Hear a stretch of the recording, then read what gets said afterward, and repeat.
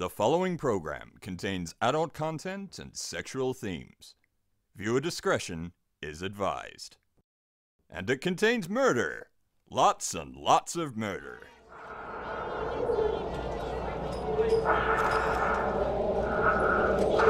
You stinking bastard.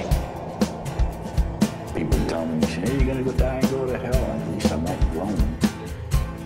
Time for 911, where's your emergency? Oh, this is Sandy.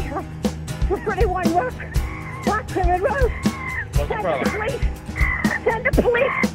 And he goes, don't be a hero, mate. And I said, I'm not trying to be a hero, but the police are coming. One in the chest, one in the head. Fired by Detective Sergeant Roger Rogerson. I was branching out. That's when the cannibalism started, eating of the heart and the arm muscle. I would have nailed Carl Williams' hands to a coffee table and just pulled it out of his backside. Carl Williams is a wobbly bottomed little cherub-faced little boy whose life would be. I'd harm someone each time I'd kill someone. There'd be an enormous amount, especially at first, enormous amount of horror, guilt, remorse afterwards.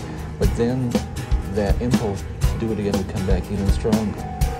I had nachos the other day, and they were great. That's good to know. And I haven't had nachos for ages, and you know what it reminded me of, Tara? It reminded me of summer and going to the pub and having nachos in the beer garden, and then I'd get home and I'd work in the garden, and okay, this is clearly some kind of dream because you don't work in the garden. And I'd take my shirt off, and then you bring me out a tray of lemonade, and then I get the hose, and then I just hose my chest down just to cool off because I've been working hard in the garden. Good and times. And then I'd get more nachos. And then you wake up because it was a dream. No, it was awesome. Hi, I'm Barney Black. And I'm Tara Saravan. And we do Bloody Murder. We are a weekly true crime podcast focusing on some of the lesser-known crime stories from Australia. And indeed around the globe. What will you be gobbing on about this week, Barney? Well, let me just shuffle through these papers. Oh, it makes you sound intelligent when you shuffle papers. I'm not. There was this guy in Sydney, and his neighbour called him a doll bludger, so he shot him in the face. That's your case? And some other people. Wow. Okay. Well, that's succinct. I admire how succinct that was. How about you, Tara? Well, I'm going to be talking about a sexual sadist and serial killer from Connecticut, which is apparently not something that happens often, serial killers in Connecticut, at least not ones who get caught. Right. Yeah. They called him the roadside strangler. Whatever. But they also called him the Eggman. Yeah. Michael the Eggman Ross. Yes. I am the walrus. So, yeah, I'll be talking about him and his nasty, nasty habit of doing bad things. Now, as you know, Tara, before we do that, we usually like to try and think up some new nicknames for you. And I was thinking of T-Banger. T-Banger. You know what? It's not the worst you've done. You called me Big Bird the other day, and I just went with it because I guess it's true. What's the word, Big Bird? Oh, and I called you Super Grover, so you probably, you won in that exchange, clearly, because no one actually likes Big Bird. He's kind of a pain in the arse. Hey, like a fly with a booger in its eye, I told a lie. Actually, what we do is listener feedback. Well, that's what we should be doing, but apparently we're just going to bang on about other shit. Yeah, let's hear it, T-Banger. Oh, that's fine then, shitting a Barney. So Ari from Under the Midnight Sun and I were tweeting about, in last week's episode, I mentioned, embarrassingly, that I used to kiss a poster of River Phoenix goodnight, and then he found out, and that's what killed him. And so she actually said that she may have kissed posters of Jonathan Taylor Thomas and Andrew Keegan goodnight when she was young. But in her case, she just killed their careers. Who's Andrew Keegan? I can't remember what he was in. He had dark hair. He was good looking. Is that Steve Keegan? Steve Coogan? No. Is Andrew Keegan Steve Coogan? Yes. Well, he just wants to fuck with the messy... he doesn't want to advertise his brand cleanly, so he has two names. Look, I now realise that was a pretty stupid question. Yeah. I like to call him Puff Keegan.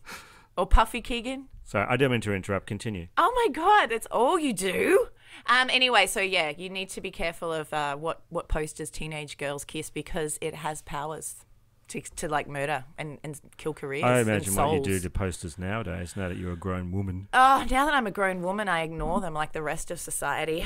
Is it like what Cameron Diaz does to windscreens? No, it's nothing like that. Go on, more listener feedback. All right, Am I going to have to drag your ass through this whole segment? T-Banger. Oh, for fuck's sake, bee-banger. I'm going to bang you. Well, no, see, now that's come out wrong. I meant in the head. Yeah, that's also come out wrong. You wish. I know. It's the sexual tension that makes me so pissed at you all the time. Holly Marie put on our Facebook group, the word slut was originally used to describe a woman who didn't keep her room clean. Yep, so I am a massive slut, and I believe that a lot of our listeners are probably total sluts as well. And when they mean room, I think that's, No, it their actually room. physically meant a Yeah. room. Let's not get into euphemisms for secret gardens and the like. What else? I believe you were going to say Oh, something. yeah, more people have tweeted and posted that whenever they hear the word cunt, now they think of us. Isn't that cool? I'm really into that. I'm actually trying to get it so that we're the first thing that comes up when people Google the word cunt. I think that would be an achievement. Wow, it would be. Yeah, well, I've realised now that I'm a cunt and a slut, and you know what? I'm okay with it.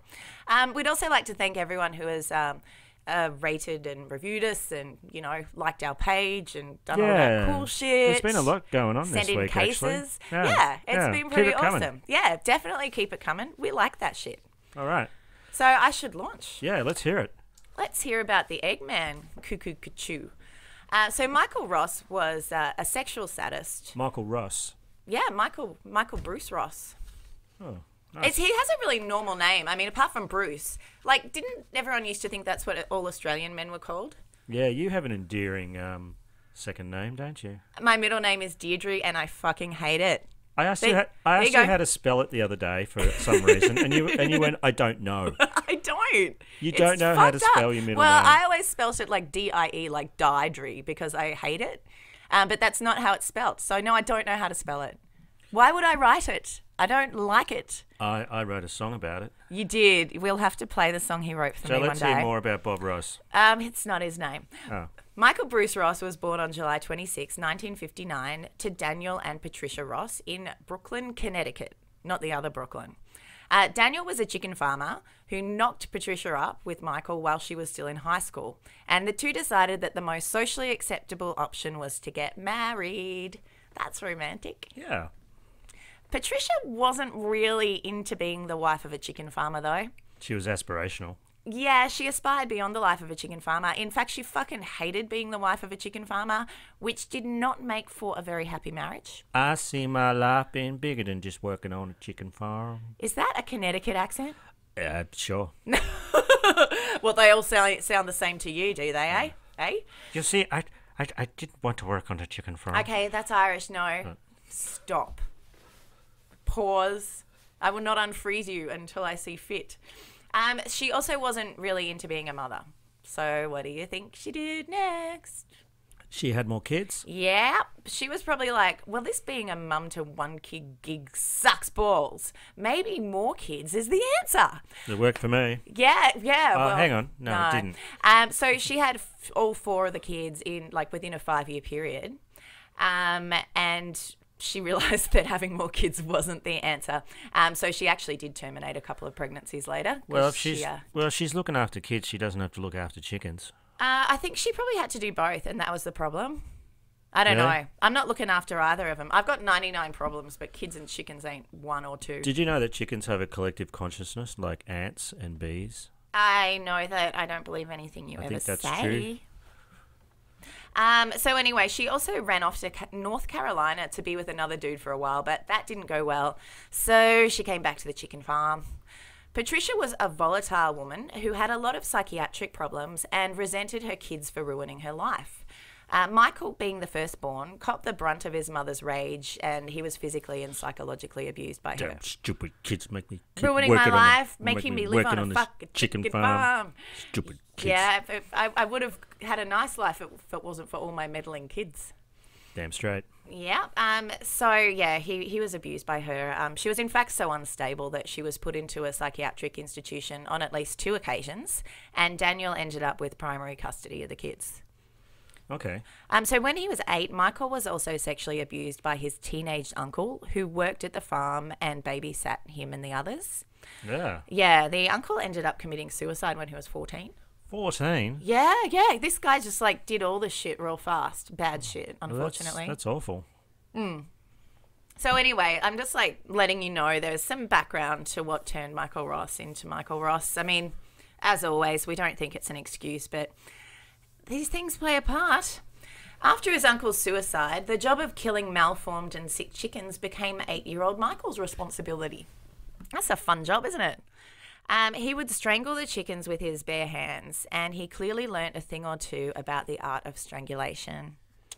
He became quite the prolific strangler. Well, the way that you strangle a chicken is... Actually, I don't know where I was going with that. So as Michael got older, he had more and more responsibilities on the farm, and by the time he was in high school, his father depended a lot on his help. Michael said that he loved farm life and actually dreamt of owning his own farm one day. Well, that's my dream, to own my own chicken Well, farm he does one buy day. the farm, but he never lives there. Oh, I see what you did there. Uh-huh, yeah. Didn't care for it. Didn't care for it. You do that all the time. That's kind of like a catchphrase that no one likes. He had an IQ of 122, which meant that he was able to work hard at the farm and get good grades. In 1977, after graduating from Killingly High School, yeah, you heard me right, Killingly High School. Did he go to Chicken Strangling University afterwards? Well, yeah, Cornell. Well, that's pretty much it. Yeah. I believe he probably got really high grades at Killingly High School. He went to study agricultural economics at Cornell's University College of Agriculture and Life Sciences. At uni, Michael was socially active and joined several organisations, including the Alpha Zeta fraternity and the Future Farmers of America. Well, that sounds pretty sexy. Yeah, it really does. I bet there's a lot of soil, a lot of shovels, a lot of strangled chickens. Are you as turned on as I am right now? well, Tara, even more so. Ooh. He also had several relationships and became engaged to a girl named Connie, who was in the Reserve Officers Training Corps. This is a human girl, right? A human girl called Connie, not a chicken girl called Connie. Right. When she became pregnant, she didn't follow the route of his mother and instead got a termination. The relationship wasn't an easy one and had a lot of ups and downs. In retrospect, Ross says that as the relationship became more troubled, he began to have fantasies that were sexually violent. Just like you do when you're hungry. What?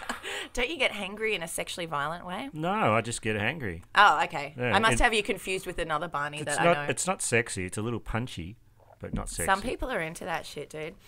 During his second year at school, Michael started to stalk young women. He found it particularly thrilling to observe their fear once they realised that he was following them. We actually have a few clips of Michael talking about, well, his delightful motivations, actions in life. He's very eloquent. He's also very manipulative, though, so you got to kind of process what he says. Anyway, let's hear that. Then when I got to college, somehow these started degrading, going into more violent fantasies. That's when my rape fantasies first started, was when I was in college. I started following women home, and I would get a thrill by them knowing that I was following them, that they would be scared, and that gave me a thrill. And then it got to the point where I actually raped someone at Cornell, and then the next person I actually raped and killed. Yeah. Yeah. Oh, you know what? That just reminded me. When I was at uni, like one of my drama teachers insisted to all of us that every woman fantasized about being raped. And I remember going, yeah, not so much, dude. And so he called me a liar because apparently, like, all women fantasize about it. Oh, wow. That's horse shit. Yeah. Look, he was definitely a dick. But yeah, that's a weird one. I know a lot of people do have, fantasies about controlled versions of that stuff. But yeah, that just reminded me of that. You should have reported him. Oh, look, it was kind of more in a joking way, but he didn't believe me. But I didn't really care, so it didn't matter. And I got good grades, so whatever. So yeah, Michael Ross is quite the sexual statist, and obviously that stuff was maturing as he did in his early 20s. He managed to evade capture for a couple of years after raping women, as some of his victims were too terrified to report the rapes, and some who did report them were too traumatized by the experience to go through the rigmarole of a trial.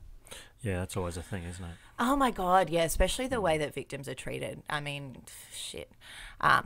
It's like they're the ones. Well, not only they have to go to the police, they have to explain all that to their family and friends, and it's very, very public. They have to be kind of interrogated and treated as though they've brought it on themselves. Yeah. Look, it's harsh. So it's understandable that some people choose not to do that.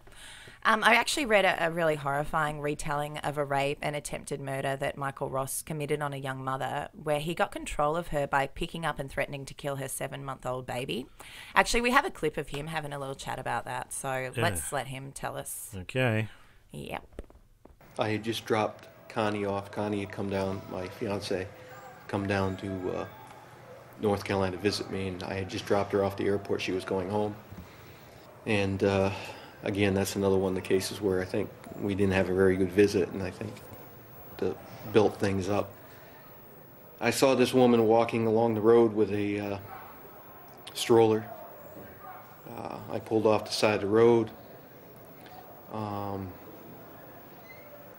She came into the driveway, walked up the driveway. I was behind the house.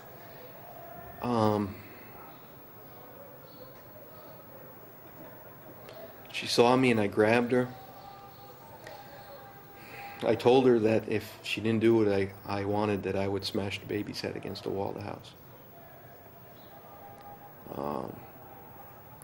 Where I think that's important is I've always said that I never understood why the women never really resisted me. I'm not a big, strong guy. Nobody ever seemed to fight.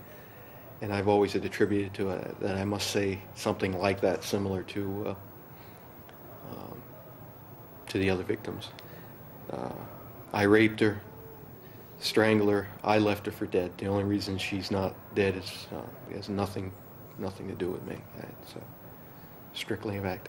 It's pretty despicable, isn't it? Oh, I mean, my let's face God. it. Well, I mean, okay, so there's a baby, and babies are so fragile. Oh, and they certainly are. it's not like you could risk it yourself by going, you know what, I'm going to take a chance here and I'm going to kick him in the fucking head. Because then he's got control of your little bub. Like, it's a real horrible checkmate situation baby to be fontanelles are pretty soft. Yeah, yes. Pretty squishy. Too soft. So, look, that's a really fucking horrible weapon to use, and I can see why it was effective. Anyway, prick, in September 81, shortly after his graduation, he finally landed himself in jail, briefly, for assaulting a young teenage girl. So at the time of the incident, Michael was working as a management trainee for Cargill Incorporated in North Carolina. So during a business trip to Illinois, he kidnapped a 16-year-old girl in broad daylight off the street, as he was wont to do. He dragged her into the woods and gagged her before being interrupted by the police, who had been called by a concerned citizen who had heard her screams.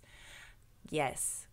Good work, concerned citizen. Good work, police. He was arrested for unlawfully restraining the girl. He pled guilty and paid a $500 fine and got 2 years of probation before returning to Connecticut. So kind of a slap on the wrist, but very fortunate for that girl, because this guy did not play around. At least he's in the system now and in the police, you know, on the radar there for the jacks. Well, they had no idea that the man that they arrested and subsequently let go was responsible for not only this assault and many others, but also for murder.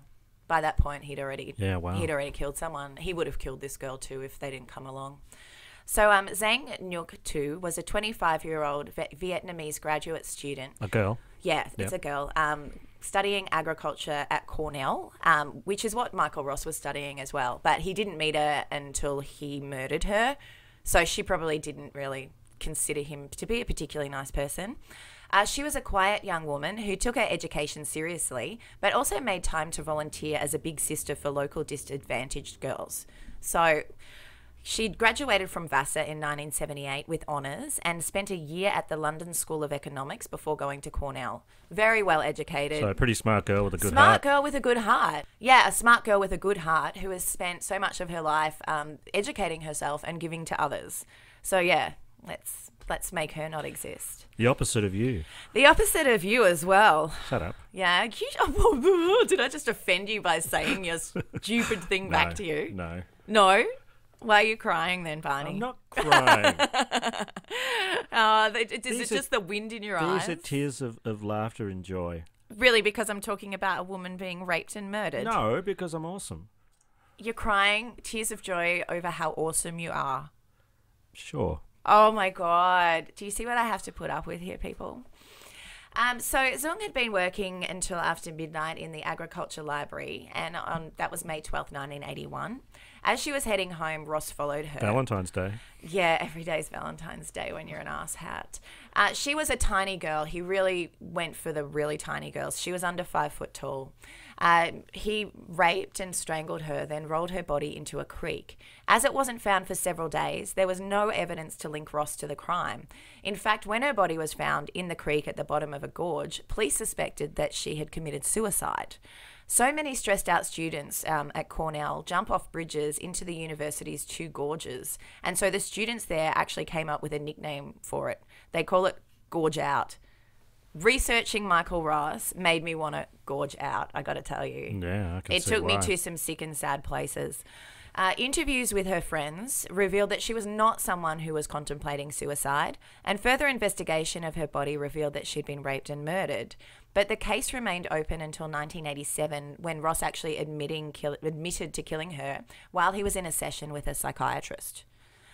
He was never prosecuted or convicted of the crime, though. So on January 5th, which is my birthday, way to bring my birthday into this, fucker. In 1982, 17-year-old Tammy Williams disappeared from Brooklyn, Connecticut, again in broad daylight. So Williams had a job working at a King's department store. Her friend Tina described her as a normal teenage girl who hung out, played pool, and listened to music. I can still remember the way she laughed, Tina said. She had a heart of gold. I still remember her giggle. She was a fun person to be around. The evening before her friend disappeared, Tina and Tammy were at Owl's, where they listened to music like Lynyrd Skynyrd and the Eagles. One of these nights. One of these crazy nights. So Ross abducted Tammy while she was walking home from her boyfriend's house. When her body was found, it was revealed that she'd been raped and strangled. Like Ross's MO, he was very sort of strict in how he did this stuff. He'd stalk women or he'd pick up hitchhikers, drag them off somewhere secluded, and then, well, let's just say that he was any hole is a goal, or rather, like every hole is a goal kind of rapist. Ugh. Yeah, you can figure that one out. He told them that he wouldn't hurt them if he did what they said, and he forced them to give him head, and you can guess the rest. I'm not going there. I did read a lot about it, some from his perspective, and it was really intense and horrible. But this is the way, so he did all that horrible rapey stuff. Then he'd get them to roll onto their stomachs before choking them to death. Like, he had this routine down pat. This is how he did it every time. Although he got off on the rapes, it was the control and the murder that really floated his sick-ass boat. Ross was not a suspect for this murder either at the time. In February, he went back to Ohio and found work at yet another egg farm and laid low for nearly 3 months. Laid eggs for nearly 3 months. Laid eggs and low for nearly 3 months. Laid low eggs. 16-year-old Paula Peretta of Middleton, New York, used to hitch rides with strangers for a sense of adventure. She trusted people. Yeah, it's not... I think maybe back in the day it was adventurous. I guess maybe now there's just so many incidents of serial killers killing people hitchhikers. still hitchhike? Oh my God, a friend of mine still hitchhiked. She went to Tasmania and hitchhiked. And I'm just like, girl, that is how they kill people here. She's from Poland, which is why I can do some Polish. I'm just impersonating her. But yeah, I'm surprised, but it still happens. But yeah, particularly in this country. I mean, malat that. Yeah, I used to hitchhike, but I haven't done it in years. Oh my God, because I was uncool as a child, because that's worn off. I did hitchhike a couple of times because my friends were cooler and I didn't want to be left out and seem like a dick. But I just felt freaked out the whole time. I hated it. It was too scary because I was a dork, so whatever. So anyway, the only problem with this is that she trusted people and she told friends that she wouldn't accept rides from anyone creepy. But Michael Ross didn't actually seem creepy. Oh, they never do. You know what? They sometimes do, but this guy really fucking did it. Sometimes it's obvious, but a lot of the time the more I'm researching this stuff, the more I'm seeing these nondescript people who do it. And now when I see nondescript people, I really stare at them and try and see if they're a serial killer, because that, my friends, is where the danger is. If it's the guy with the face tattoo, you know to avoid him usually. So we have a clip of Detective Mike Malchik, who is a super cool dude and was the detective who eventually brought Ross down, describing the fact that he was quite nondescript, and that's what made him so scary and such a good predator. He's the most nondescript person. He's very non-threatening. He's very articulate. He has a good personality. At the time of his arrest, many people were shocked. He worked in an industry as an insurance salesman where he had a great deal of contact with the public. And no one suspected, at the least, that he was capable of these heinous crimes. There was nothing threatening about him, and there was no signal to any of these people that there was a dark side, anything that they should be afraid of. He was able to conceal that until it came time for him to attack these innocent young women. So Ross picked Paula up on March 1st in 82, and of course he did his routine rape and murder on a side road before hopping back on the Interstate 84 and driving to Connecticut. Barbara Emery Willard was Paula's childhood friend, and it really bothers her that Paula is often mentioned as a footnote to a serial killer's crime. It irks me. She was such a wonderful person. She had a whimsy and an innocence. She wanted to be a chef. She liked musical groups like ABBA, the Beach Boys and the Monkees. Sounds good. Yeah, she was tiny, just about 5 feet tall. He likes the tiny ones. She had curly blonde hair and blue eyes, and her cheeks dimpled like Katie Couric when she smiled. I keep Paula in a place in my heart and my mind, Barbara said. I tried to find as much info as I could about the victims, so some of them I have some info, but some of them I couldn't find as much. Yeah. But, obviously when we're talking about serial killers, it's really important to try and keep in mind the lives of the people that they ruined. Oh, absolutely. They're the people too, and especially, they're right at that start of their adult life too. And my God. There's so much potential there that just gets snuffed out. Yeah. And also so many years of education and just relationships and everything. I mean, we get it. Well, that's right. People leave a trail. And the ripple effect just doesn't stop. And the ripple effect just goes on, and it goes on for years. Oh, shit, man. This guy was like, he wasn't actually put to death until over 20 years after he was, committing these crimes. So there was so long that people were waiting for some sense of justice in this one. So on April 26th in 1982, Ross knocked on the door of a country home in Licking County. That's a fucking place, Licking County? Licking County? He wasn't planning on doing any licking. He told the woman who opened the door that his car had broken down nearby. That old chestnut. Oh, my car broke down. They just want to come in and rape you. Actually, I know a little bit about Licking County. That's where they first printed stamps in the US. Oh, right. And that's why they called it that, because you have to lick them. Yeah, but now they have adhesive on the back, and you can just... And so now it's called Adhesive County? Yeah, they've changed it. Oh, good to know. When he asked to use the phone, she let him in, and he tried to get control of her by strangling her. But what this prick didn't realise was that the woman he was attacking was an off-duty police officer. She fought him off. I thought you were going to say she was a WWW wrestler or something. Oh, yeah. She was like a UFC chick. He actually knocked on Ronda Rousey's door, and he fucking regretted it. Yeah, I bet he would. She fought him off, and he ran away with his rapey tail between his legs. I like a girl that can kick my ass. That's all girls, Barney. Well, most girls, yeah. Yeah, so you like all women because they can all kick your ass. I like that about you too, Barney. She's fucking awesome. She also gave a good description of him to authorities, and he was arrested. Awesome. But he was bailed out by his parents and was sent home to Connecticut for 60 days of psychiatric study. On June 15th, 82, Ross was out and about and on the prowl again, which was the worst thing in the world for 23-year-old Deborah Taylor.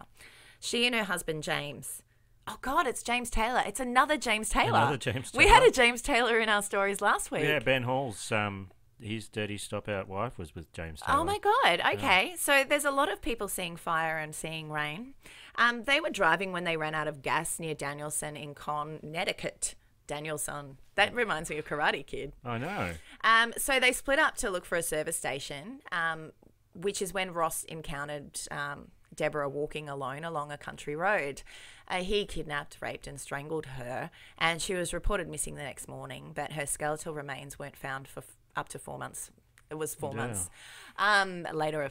So that makes me think, if you do run out of gas, maybe don't split up. anymore. So- Although I don't know. If we ran out of gas and you shat me, I'd be tempted. So if I was giving you the glittery shits, you would take your chances with. No, I with probably Ross. wouldn't actually. Like if it's between you and Michael Ross, the Eggman, I'm sticking with you Okay, being annoying. It's Michael Ross from Friends. Yeah. Oh, no one likes that. Yeah, I would hang out with you and just keep punching you in the butt until you got like a dead leg, I guess. And Michael Ross Sounds like wouldn't a Friday really. night to me. Actually, we're going to do that later. We're definitely doing that later. And I know you're getting upset about this case, but do persevere. But I have a way of getting it out of your head later, so you'll feel better. And How are you going to do that? It's called vodka. I'm good at vodka. In May 1983, Ross was hired by a Connecticut insurance firm. Of course, on his application, he denied that he had any criminal convictions because I guess you're not going to say yes, are you? On November 16th, 83, Robin Stavinsky, who was 19, disappeared while hitchhiking in her hometown. Robin, who was a state discus champion and graduate of Wyndham High School, was last seen when she left her secretarial job in Norwich. State discus champion. Yeah, she could throw a heavy disc quite some way. That's pretty impressive. I know. If only she'd had a I've tried discus that on once. her It's now. pretty hard. Yeah, I was pretty shit at it because I was like chubby when I was a kid, and PE teachers just hated me because I always bought notes to get out of PE. One of them took an interest in me because she thought, well, maybe this stupid fat ass can like throw shit, but she was wrong. She thought you might be into the shot put She and thought I stuff. might be able to be like, you know, like a chubby thrower, and she was so wrong. no. She was so disappointed. Tara, She tried. no chubby thrower. No, I've got like the strength of a T-Rex. I've got like for someone who's quite tall, I didn't have strong arms ever. Let's just put it that way. And I was shit at shot put, discus, all that shit. Shit at everything. Oh, T-banger, don't be so hard on yourself. It's been a long week, and this guy makes me sad. Anyway, the police said that she'd set out to meet her boyfriend after leaving work that day, but did not show up for their date. And a jogger, because it's always a jogger. You ever wonder if the joggers are just doing it and framing everyone? A jogger found her body in a wooded area off Route 32 in Norwich a week later. It's usually a jogger or someone walking a dog because they're the people that get up early and do Well, stuff. they're the ones who go places, and they also normally think that it's a mannequin. Yeah. I thought it was a mannequin, but it wasn't a mannequin. It was a dead body. Yeah. You're a jogger. You should have seen several by now. Investigators who found her body linked her death to the killings of Williams and Taylor. There were many similarities between them. The victims were all about the same height, and they'd all been raped and sodomized, and they were found face down, strangled. Because he totally has a way of going about shit. On Sunday, April 22nd in 1983, 14-year-old neighbours Leslie Shelley and April Brunei both vanished from Griswold. On that Easter Sunday, when Leslie asked to go to the movies with her best friend April, who lived 2 houses away, her father had said yes. April's mother was giving them a ride home, they said, but instead... Oh, he's going to double down, is he? Yeah, and they hitchhiked and they got in the car with him. Because he seems so fucking harmless, mate. So he drove them to a secluded spot in the woods where he ordered Leslie to get into the trunk of his car. And she could actually hear April's cries as Ross raped and strangled her. Then he apologised to Leslie as he knelt on her back and killed her. Look, he's going to tell us about this in his words, so let's just do that. I picked them up. They wanted me to drop them off at a gas station. I drove right by the gas station. One of them pulled a knife on me, like a kitchen knife type thing. And I almost drove off the road. I was so surprised. And I don't know what I said, but I said something and she gave the knife to me. I obviously scared her. Well, the smallest one, Leslie Shelley, has always bothered me more than the others. I think it was because she was so small. I think it was because she was so cooperative. And I think it was because the way she was killed was so close to the fantasies. That was the one that was, it was like it was a fantasy. Yeah, that's some sick fucking fantasy, you prick. Leslie Shelley's father has remained haunted by one question for the decades since her murder. The last moments, I'm sure. Can you imagine how scared that little girl was? Oh. I know, like thinking about that makes me want to cry and throw up at the same time. I actually have a name for this now when the true crime gets too much for me. I call it the sick sads because it's like you feel really sick and really sad at the same time. Yeah, it's a good word for it. Yeah, so that really gives me the sick sads, which is interesting because we're a comedy show. So lots of dick jokes later on, lots of fart gags. Yeah, I think I'm going to do another bush ranger next week. Yeah, look, I think I'm going to do like a fucking werewolf or something. Because, yeah, the sexual sadists, there's not a lot of comedy in those guys. So 2 months later, on June 13th, Wendy Barabow, who was a junior at Norwich Free Academy, was walking along a busy road when she had the gross misfortune of catching Michael Ross's eye. Ooh, yeah, look, we have it. I'm just going to let him tell us this one because, you know, I think he likes talking about it. I was supposed to be working with a colleague that day. He called in sick in the afternoon. We were going to go do cold calls, knocking on apartments sales. And he called in, he didn't want to do it, so I stopped at the printing shop and picked up some printing stuff. I was on my way home. It was 3:30 in the afternoon on a fairly well-driven road. She was walking along the side of the road, and I just stopped the car, got out of the car, and went, raped her, and killed her. When I attacked her, I don't believe I was in control. I don't think I could have stopped. Reason I say that is because there's a very clear point to me after she was dead when I was feeling, well, I didn't really feel anything. I mean, I knew what was going on, and I saw what was going on, but it was more like watching an old film that we used to see as kids in the high school, you know, I mean, in elementary school.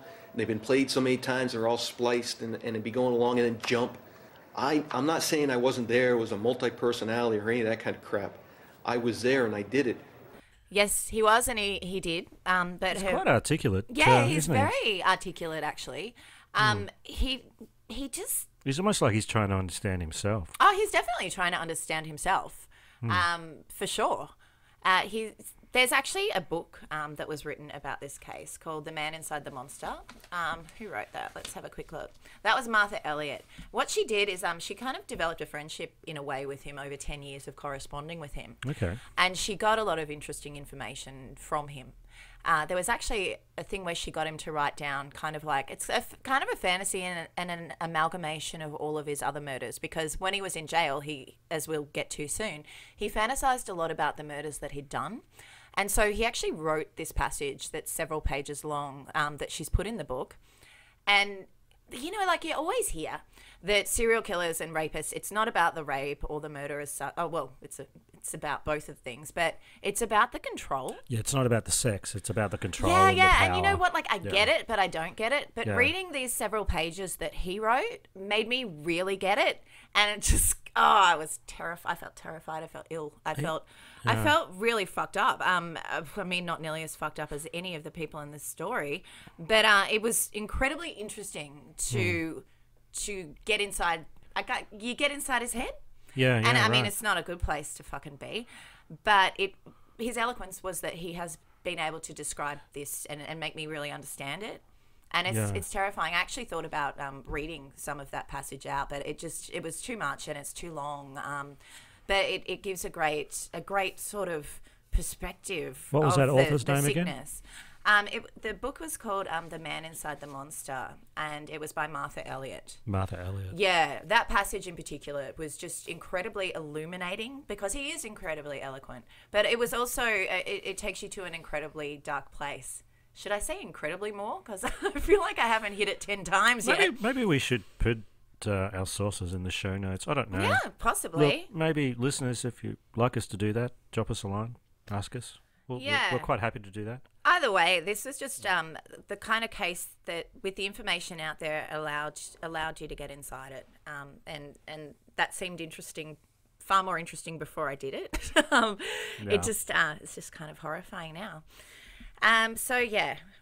Michael Malchik was assigned as chief investigator after the murder of Wendy Barabolt in 1984. Witnesses provided Malchik with both the description of the car, which was a blue Toyota, and of the person who they'd seen get out of the car and talk to Wendy by the roadside. So Malchik began the process of interviewing a list of 2,000 blue Toyota owners, which eventually brought him to Michael Ross. Oh, this shit show's going to end soon. I'm so glad. So during the interview with Malchik, Ross admitted to his past 2 arrests on sex offences. And it was at that point that Malchik was like, you know what, we should talk about this at the station. Well, you know, like 2000 Blue Mazda owners, Toyota owners, he would have been straight up the top of the list because of his convictions and stuff. His previous form. Well, also, Malchik ended up getting quite a good rapport with him, and he talked. He swiftly confessed to Wendy's killing and directed the authorities to a rural dump site where they found the bodies of Leslie and April as well. So by the end of the interrogation, Ross confessed to the kidnapping, rape and murder of 8 young women. Not that he remembered much about the women that he killed. We have a clip where he recounts what his memories of his actions are. You would think that if you killed somebody, that you would have that face imprinted in your mind and that you wouldn't be able to get it out of your mind. I don't have that. I never had that. The only face that I can see is what was in the newspapers a few days later when they were missing, you know, like the high school pictures, anybody know where this girl is type thing. That's when I think of them, that's the picture I see. I don't see them as they were when I killed them. And if you had stopped me like right afterwards and gave me like a composite drawing of like 12 pictures, like for example, I can't see them as I was killing them. When I say I don't have any remorse, that doesn't mean that I don't have any regrets, that I don't wish that didn't happen, that there was something I could do to bring them back or anything. It's just that I don't have any feelings towards them. I feel like I should be tormented by what they looked like when I was killing them, or tormented by what was happening immediately before I killed them and stuff. And none of that's there. None of that's there at all. It's a bit of a broken human being, isn't he? Big time. Look, he may not feel traumatized or regretful, but I'm sure that everyone listening to this, or anyone who's read about it, or anyone, of course, who was related or knew the people that were involved, certainly feel it. Yeah. So you know what, dude? I wonder you don't need to. I wonder if another 100 years of medical science are going to be able to isolate that bit of brain that does make someone a psychopath or a sociopath that doesn't Well, feel with the sexual empathy for sadism, people. actually, I'm going to touch on something in a second. Let me just keep moving. In 1987, Ross was convicted for the murders of the last 4 of the 8 women he confessed to killing. It took the jury 86 minutes of deliberations to convict him and only 4 hours to decide on his punishment, which was death. So while in prison, because he was in there for nearly 20 years, he used to jerk off while fantasizing about killing these women. And we actually have a clip of him talking about that. Well, that sounds very remorseful, doesn't it? Well, you know, serial killer wank clips. If anyone's going to do it, it's going to be us. Well, this is going to push us up to the top of iTunes, isn't it? Oh, my God. We're totally going to be #1 in comedy next week because it's so fun. There goes. My biggest thrill sexually is from thoughts of actually strangling a woman. When I first came up here, I would relive the murders, the young girls that I killed. I would relive them multiple times a day, you know, at least 2, 3. And on bad times, this is kind of a cyclical thing. There would be periods of time, I'm talking over weeks now, where I would go through bad periods and I would, many times a day, and I would masturbate to these thoughts to the point of actually having sores on myself. Yeah, he used to jerk himself raw over that shit. Isn't that nice, Barney? That's fucked up, Tara. I know it's fucked up, but it happened, and then, you know what? Like, he's dead now, dude. It's okay. So there were a lot of appeals made, and the death penalty was taken off the table at one point. But in 1992, Ross made the decision to not fight any more appeals. Really? Why? Well, at this point, he was being treated with large doses of Depo-Lupron, which is a drug that's probably pronounced differently. Testosterone inhibitor, isn't it? Yes, Yeah. absolutely. And it resulted in ending the fantasies of rape and murder that he'd had since he was about 20. So after that, he then sort of had to deal with the reality of his crimes, and he decided it would be best for everyone if he died. Because being alive would have been more painful for him, so he was actually into dying. That was a sudden bit of remorse, wasn't it? Or what was that? Well, look, Malchik said that when he was caught, the only remorse he ever actually showed was the fact that he got caught. And as we've heard him say, like, he doesn't feel a lot of remorse about what he did as such, because he doesn't feel a lot of anything about that. I can't fully explain the guy. I'm just saying that this case is quite illuminating anyway. Yeah, it's interesting though. It might be that prison is just such a horrible place to be in that he'd rather be dead. Nah, he was really chill actually. He had 2 cells, one just for all his books. He gets heaps of letters. He got so many letters that he had to start writing a newsletter to reply to all his fucking letters. Really? Oh, yeah. He was having an okay time in there. He was chill with it. He used to like to listen to music. He'd put something over his eyes, put his earphones on, and then just like fantasize that he was somewhere else most of the time. There's a lot of reasons why I'm against the death penalty, but one of them is because I think death is sometimes too easy for some of these fucktards. Sometimes dead is better. Yeah, because prison's an awful place to be, and let them suffer. Yeah, look, he was on death row for fucking ages. But there was so much pro and anti-death penalty shit around this case. Yeah, like, more than yeah. half of the articles that I read were just death penalty based. And I thought the politics of that weren't super interesting from, I don't know, from a perspective of from this a narrative podcast. perspective and telling the story. Yeah, and I get it. You know what? I'm not quite sure where I stand on the death penalty. I think if you know they're guilty, I don't know, man. Look, part of me sometimes is like, I'm over it. Like Leslie's father actually said, you know, what do you want me to turn the other cheek? He was into this guy dying. Well, but then other family members were really not into him dying. It was a massive deal, and I'm just like not going to spend 5 hours going into all of that. But it was a big deal. So Ross was executed by lethal injection on May 13th, 2005 at the age of 45. He had admitted to Malchik that if he wasn't caught, he would have just kept doing it. Yeah, that was the detective who eventually busted him with the blue Toyota shit. But he said he would have kept doing it and kept doing it and kept doing it. Malchik is just like, you know what? Yeah, kill that guy. There ain't no fixing it. But what I wanted to leave with was just a brief quote from Michael Ross, who is long dead. He's been dead for 12 years. He did buy the farm, that farm he always wanted. The chicken farm. He fucking bought the chicken farm.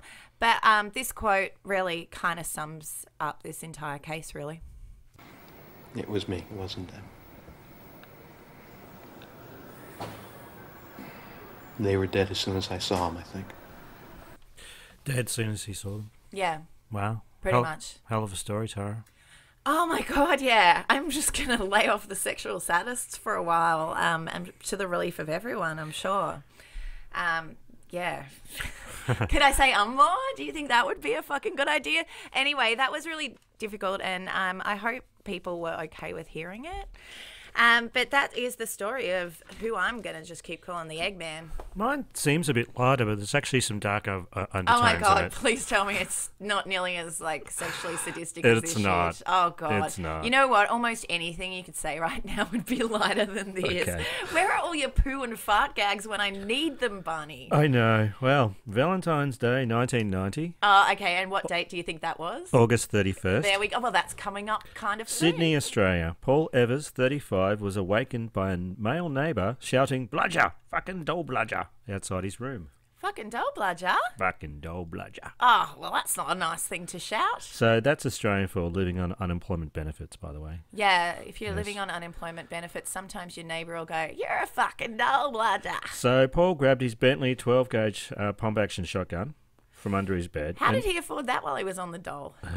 Yeah, I don't know. Oh, okay. And decided to confront his neighbour, Thomas Cullis, in the Housing Commission high-rise in Sydney's inner-city suburb of Surrey Hills. Ah, Surrey Hills. When I lived in Sydney, we used to call it Slurry Hills. I think it's been gentrified a lot in the past, however fucking long. Oh, yeah, Fraser lives there.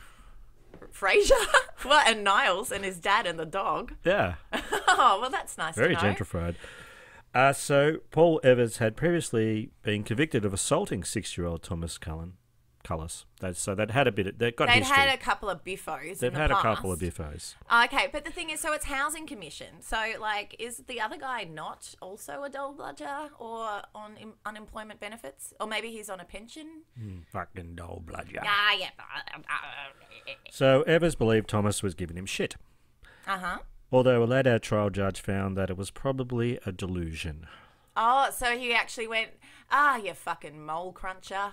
And he was misheard. Yeah, he probably didn't say anything. Oh, you fucking Joel Buffer. He banged on his front door, and as he opened it, Paul shot him in the face through the screen door. Jesus. Okay. So, dead. This is lighter than mine.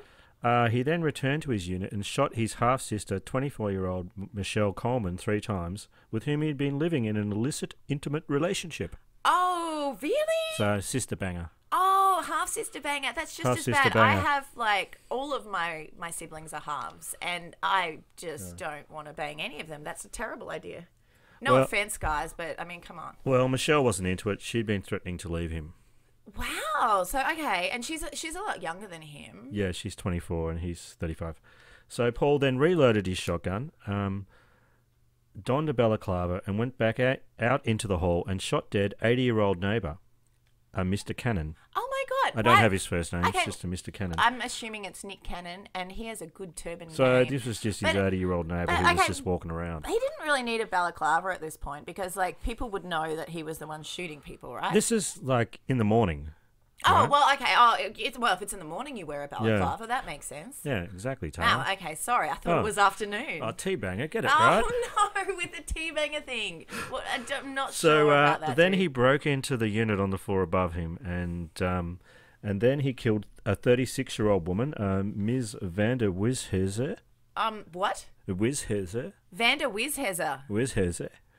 I'm pretty sure that's how it's pronounced. Before shooting her partner, Mr. Frano. Mr. Frano was the only victim that was not killed instantly. The man died sometime later in hospital. Whoa, Jesus, this guy really went off, huh? So I don't have their first names. There wasn't a lot of information on these people. Paul then went back to the unit and shot his half/sister/lover again and smoked his last cigar. Half/sister, half/lover/lover, sister, lover, cigarettes. She was out of cigarettes, I get it. So he smoked his last fag. So, and he was feeling a little thirsty. So, having run out of fags, he went to the corner shop and grabbed a soft drink, maybe a Dr. Pepper. I reckon this guy would have drunk something shitter than Mountain Dew. Definitely a Mountain Dew drinker. A Mountain Dew. Oh yeah. Yeah, and he grabbed another packet of cigarettes before returning home and giving himself up to police who were just surrounding the place. Okay, so he was pretty chill about it. So he was smoking a cigarette, had his can of Mountain Dew in his hand, and there's cops everywhere, and he went, yeah, that was me. Yeah, that was me. You know, the guy in the balaclava over here. So he told the Jacks that tensions had been building in the Housing Commission units, and he had just snapped. Well, he definitely snapped, but had tensions really been building? Not really. The scene was described by police as horrendous. Well, yeah. After the breakfast time rampage. Oh, well, it's going to be quite a bloody murder or 5. Paul Evers blamed his neighbour's taunts, but psychiatrists who labelled him as psychotic said he was enraged because Michelle Coleman was leaving him. She decided to stop committing half incest. Yeah. Okay. Yeah. Also, he doesn't sound like a very nice boyfriend, a kind and generous half-lover. It was recounted in court he had a life of rejection by the women in his life. His natural mother, who had left him when he was 3, his stepmother, and finally his half-sister. Evers had maybe if he stopped banging his family and branched out slightly, he might have better luck. Evers had an emotionally deprived upbringing and spent his childhood in orphanages and foster homes after being abandoned as an infant. Well, that is harsh.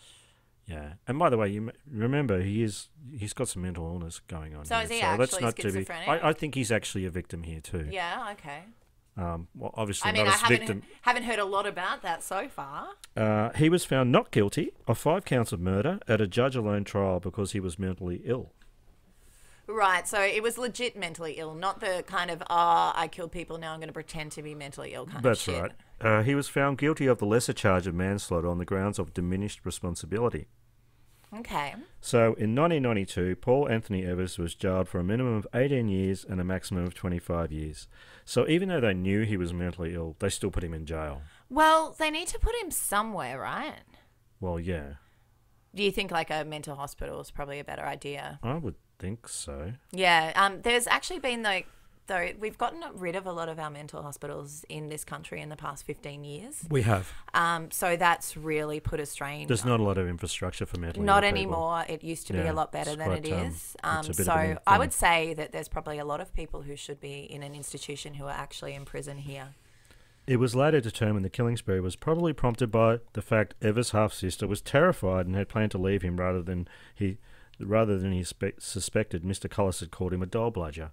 And he actually bought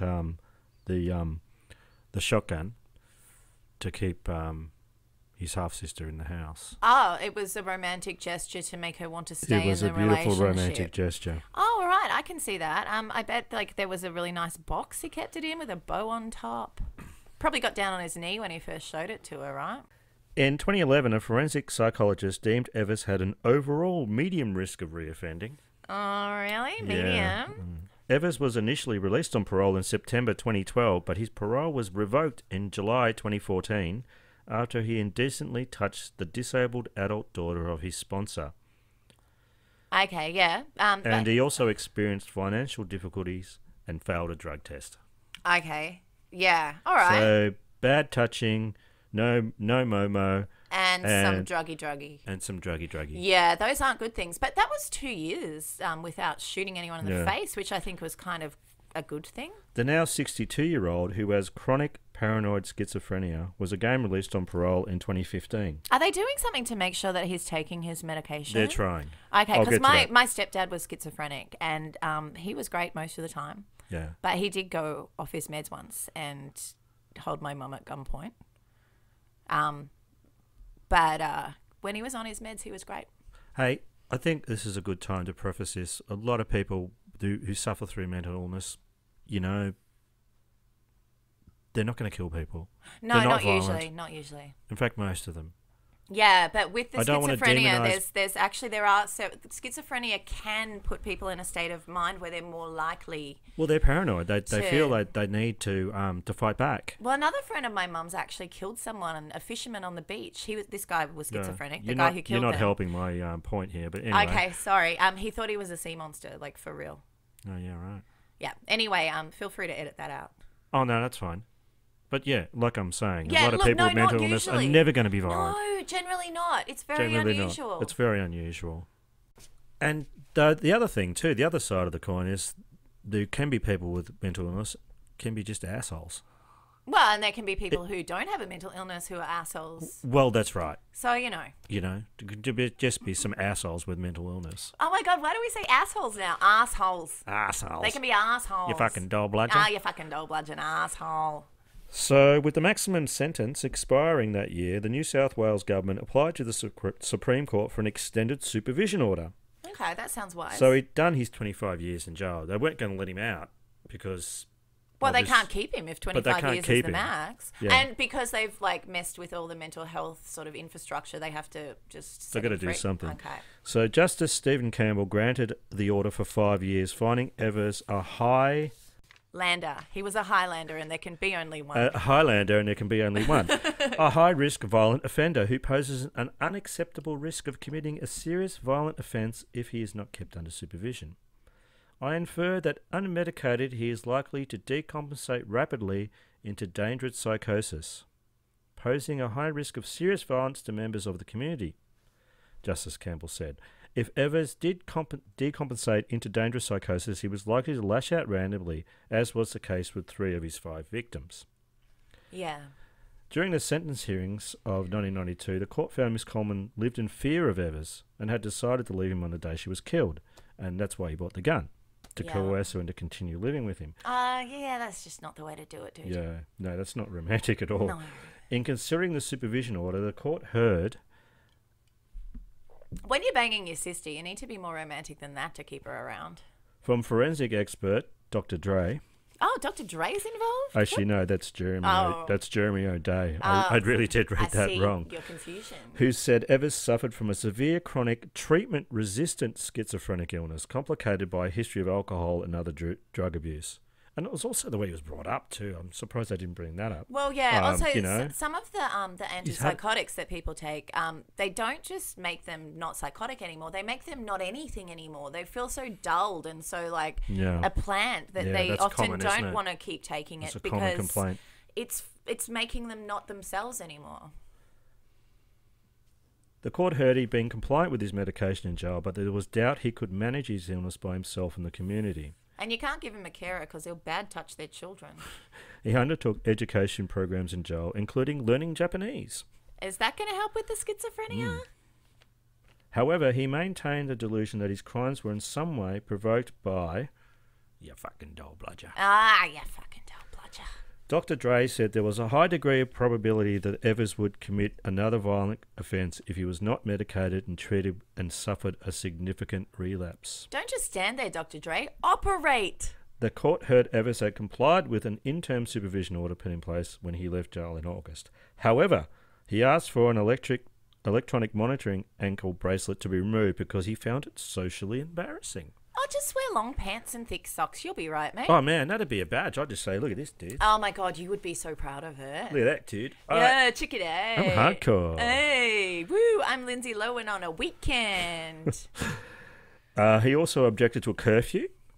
He cramped his style, and he requested that the order be for 2 or 3 years, but Justice Campbell ordered Evers to wear the electronic anklet for 5 years. Well, yeah, okay, if the anklet fits.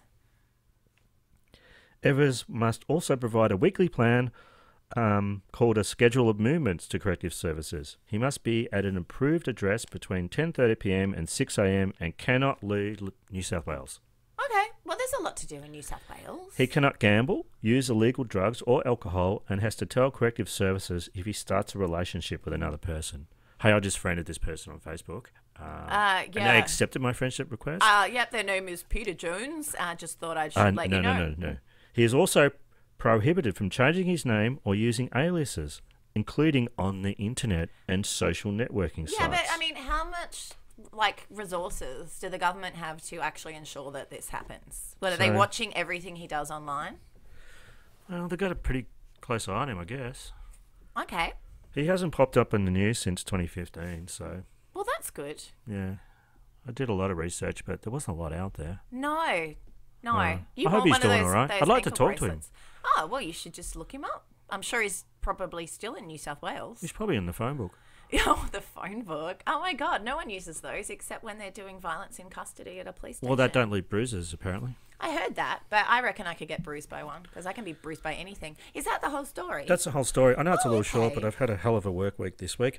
And Aussie Az is the palate cleanser of bloody murder, and I think it's time for that. I think we really need that because I sound like Pad Herbley then. You did Perd Hapley. Perd Hapley then. What's that, Parks and Rec? Oh. Yeah, we do need a palate cleanser because I think I've fucking dirtied the shit out of all the palates. So the Transport Accident Commission here in Australia has the slogan, "If you drink and drive, you're a bloody idiot." It's a pretty cool slogan. It is pretty good. Yeah, and this story, Aussie Az, stories of criminal stupidity with a quintessentially Australian flavour, is about 3 bloody idiots. So police were flabbergasted by the stupidity of 3 friends who ended up taking turns getting behind the wheel of a ute while drunk. The men were travelling together through Argenton, New South Wales, when they were stopped at a random breath testing site. When the first driver was escorted to the police station for failing the roadside breath test with a mid-range reading? Mid-range reading? Mid-range weeding? More. His friend jumped into the driver's seat to replace him in plain view of the police. They then tested the second would-be driver's alcohol level, and he failed with a mid-range reading. And I bet the police would have said, "Mate. Dude, come on, mate. Mate. Dude. Ah, good day." So they removed him from the vehicle and hauled him off to the police station as well. So what do you think the third knucklehead did? Had more children? Oh, probably. No, this isn't sorry. that one. The third friend got behind the wheel and drove a short distance before he was stopped and tested by police.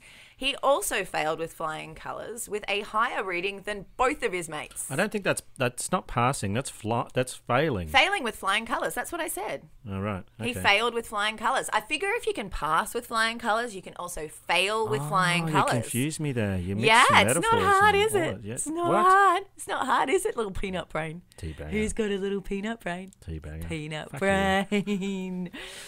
So the trio were actually united at the police station a short time later, where they each failed further breath tests and were charged with drink driving offences. The Knucklebutt brothers. Oh, the Knucklebutt mates, mate. So Inspector Darren Cox from Lake Macquarie Police said, and I'm going to do it in my inspector voice. All right. They've all been consuming alcohol together. They would be aware of the level of sobriety in relation to each other, and they've witnessed their friends taken away for the purposes of undergoing breath analysis. And then they occupy the driver's seat. It's just stupidity. You know what? He's fucking right, Well, mate. maybe It one is of them just got. Maybe stupidity. they didn't all meet up at the same time. Maybe they all met at the end of the night.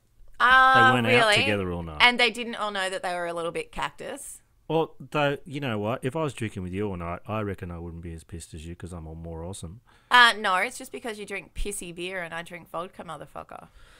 Hey, Granny fucker. Granny fucker. I drink vodka, granny fucker. Subterfuge surprise. Aussie ass. Oh, you got another one. I do. What? And it's driving based too. Oh, shit, dude. A passenger has had his nightmare cab ride after his driver twice passed out en route to a Melbourne hotel. Oh, you'd get out, wouldn't you? A 43-year-old Queenslander got into a cab that at Melbourne explains it. Airport. So it's at Melbourne Airport on Monday night. Soon after, the driver lost consciousness and the taxi hit a number of concrete bollards. Oh, shit. No one was injured and the driver said he was fine to continue to drive. No.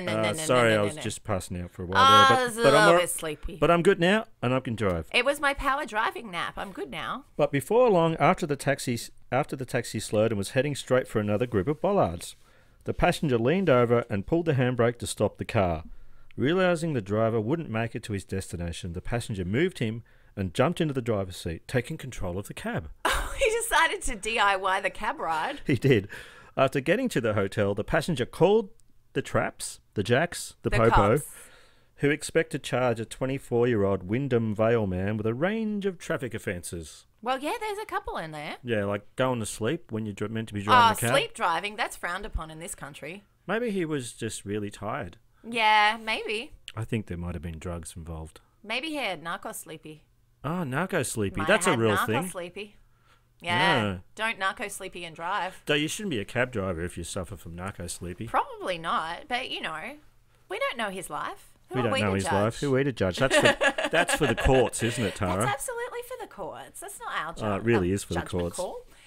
Cool. So we should probably thank our patrons. We should do that. Do you want to start? You've got your little listicle. I would like to thank Sean, the Butcher of Coburg, Whelan. I'd like to thank Kelly, the boy hunter, Brighton. David, the Florida sex beast, Laity. Jim, the pious poisoner, de Grizz. Manners, the sadistic aristocrat, R. Kinnan, St. Valentine's beast, 10. Ab, the angel of death, Hate. Frankie, the monster of the Andes, Jaya Sakara. Holly, the grim sleeper, Andrew. Laura, the acid bath murderer, Sneak Shad. And we had a new patron this week. did. We're not going to make up a silly nickname for her. Yes, We're we are. Oh, we are? Yeah. H2O Girl 1. No, that's a silly nickname she made up for herself. Oh, yeah, that's who it is. But what am I meant to call her? Oh, Dr. Death. Yeah, there you go. You are Dr. Death. Smooth. H2O Girl 1. Oh, smooth move. Hey, you know what? I get emails sometimes and stuff on Facebook, and I say, oh, wow, love your show. Just did all your episodes. I want more. Yes. You know the answer to that? Become a patron. Become a patron. For as little as $1 a month, you get episodes, new episodes. You don't feed any starving children, but you do get special episodes that You feed do. the starving children's souls if they're also patrons. Yeah. Well, look, See how it works? This is a hobby for us, so we'd love you to help us out. That'd be great. Oh, yeah, we want to do it more. We want to spend more time with these evil, evil people. Hey, we've got some pretty good merch going on too. The mugs are being The going mugs off this went week. off this week. Hey, I've been Barney Black, And I've been Tara Saravan. and we just did some bloody murder. Please don't forget to review us on iTunes if you want. And of course, rate and subscribe. It really helps. And by the way, review us on whatever podcatcher you have. Yeah. That'd be nice. Review us with chalk on a toilet wall. Hey, we have a pretty sweet Facebook group. We Join do. that. It's called Bloody Murder Podcast. We're on Twitter, of course, and Instagram and Tumblr and all that shit. There are links in the show notes to all There really of are. these things. Every single one of them. That's right. So thanks for listening, and we'll be back next week. Yep. Goodbye and adios. And keep kicking against the pricks. Man, that was some dark shit, Tara. Oh, I know. It was so dark, but you know what? He's dead. Ding dong, the cunt is dead. Which old cunt? That fucking cunt. Hey, let's have a drink. Ding dong. Oh, fuck yeah. Vodka me. Vodka me, huh? Vodka me. I'm looking for a lover who will come on in and vodka me.